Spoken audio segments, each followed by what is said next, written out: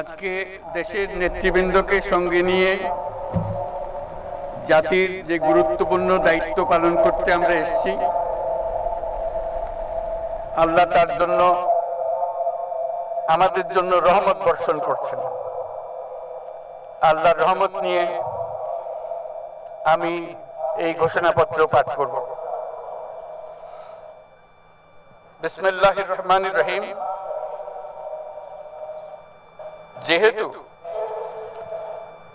উপনিবেশ বিরোধী লড়াইয়ের সুদীর্ঘকালের ধারাবাহিকতায় এই ভূখণ্ডের মানুষ দীর্ঘ 23 বছর পাকিস্তানের স্বৈরশাসকদের বঞ্চনা ও শোষণের বিরুদ্ধে রুখে দাঁড়িয়েছিল। RICL TMX, যুগের পর যুগ স্থাপনা থাকে মজবুত এবং নির্বিচার গণহত্যার বিরুদ্ধে গণপ্রতিরোধ করে 1971 সালে 26শে মার্চ স্বাধীনতা ঘোষণা করে রক্তক্ষয়ী মুক্তিযুদ্ধের মাধ্যমে জাতীয় মুক্তির লক্ষ্যে বাংলাদেশ রাষ্ট্র প্রতিষ্ঠা করেছিল। এবং যেহেতু বাংলাদেশের আপামর জনগণ দীর্ঘ আন্দোলন সংগ্রামের মধ্য দিয়ে এই ভূখণ্ডে স্বাধীনতার ঘোষণাপত্রে বিবৃত সাম্য, মানবিক মর্যাদা, সামাজিক সুবিচারের ভিত্তিতে উদার গণতান্ত্রিক রাষ্ট্র বিনির্মাণের আকাঙ্ক্ষাকে বাস্তবায়নের জন্য সর্বোচ্চ ত্যাগ স্বীকার করেছে।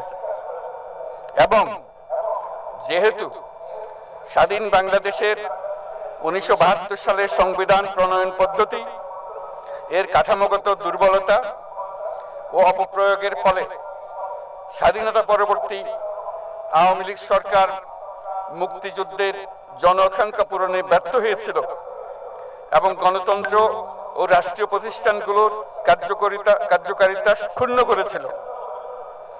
এবং যেহেতু স্বাধীনতা পরবর্তী আওয়ামী লীগ সরকার স্বাধীনতার মূল মন্ত্র গণতান্ত্রিক শাসন ব্যবস্থার বিপরীতে বাকশাল নামে সাংবিধানিকভাবে একদলীয় শাসন ব্যবস্থা কায়েম করে এবং মত প্রকাশ ও বিচার বিভাগের স্বাধীনতা হরণ করে, যার প্রতিক্রিয়ায় 1975 সালের 7ই নভেম্বর দেশের সিপাহী জনতার ঐক্যবদ্ধ বিপ্লব সংগঠিত হয় এবং পরবর্তী সময়ে একদলীয় বাকশাল পদ্ধতির পরিবর্তে বহুদলীয় গণতন্ত্র, মত প্রকাশ ও বিচার বিভাগের স্বাধীনতা পুনঃপ্রবর্তনের পথ সুগম হয়।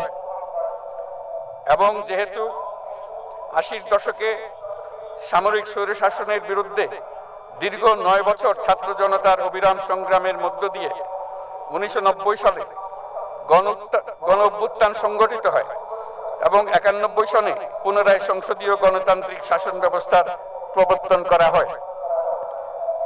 এবং যেহেতু দেশি বিদেশি চক্রান্তে সরকার পরিবর্তনের গণতান্ত্রিক প্রক্রিয়া ব্যাহত হওয়ায় 1/11 মতো ষড়যন্ত্রমূলক ব্যবস্থার মাধ্যমে বাংলাদেশে শেখ হাসিনার একচ্ছত্র ক্ষমতা, আধিপত্য এবং ফ্যাসিবাদের পথ সুগম করা হয়।